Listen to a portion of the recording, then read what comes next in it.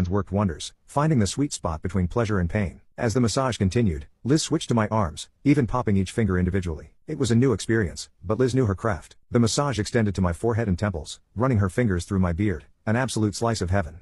With my eyes closed, I felt her lips press against my forehead, and she whispered, "Now I think you owe me, right?" Tilting my head, I kissed the inside of her hand, agreeing that I owed her. Liz ran her fingers over my shoulders and chest, stating, "You'll have to pay your debt tomorrow. It's getting pretty late." She stood up, walked toward her bedroom, and disappeared. Lying back on the couch, contemplating Liz in a new light, I sipped cold tea and ate cold pizza. It took me even longer to fall asleep that night. On Wednesday morning, I was stirred awake by the sound of the front door closing. Peeking out of my bedroom, I noticed Liz's running shoes absent from the rack, a telltale sign of her early jog routine. Deciding to seize the opportunity for a bit more shut-eye, I settled back into bed, dozing off and drifting into new thoughts of Liz. My slumber was interrupted once more when I heard the front door creaking open again.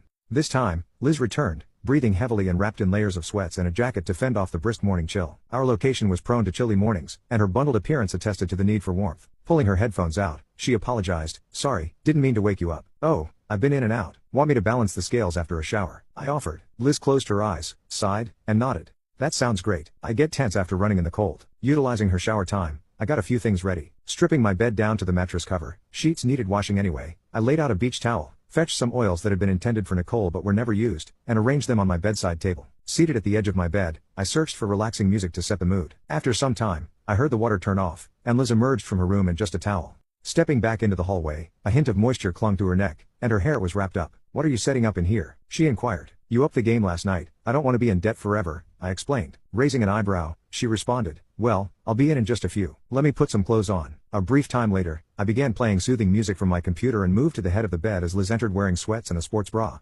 Sitting cross-legged on the towel with her mostly bare back facing me, she glanced over her shoulder. Her hair was tied up in a messy bun, and the light dusting of Freckles' nose was uncovered by any makeup. "Go ahead," she encouraged. I poured oil into my hands, warming it up, and started massaging Liz's upper back, beginning from where her sports bra crossed her back. As I moved up her spine, she sighed deeply and leaned back into my hands. After completing the upper portion of her back, framed by bra straps, I moved my hands under the straps, silently waiting for a reaction. Sensing none, I gently pulled her straps off her shoulders, letting them rest on her arms, and continued massaging her shoulders. Liz spoke up, "Can you close your eyes?" Lost in the sensation of her smooth skin, I was puzzled. "What?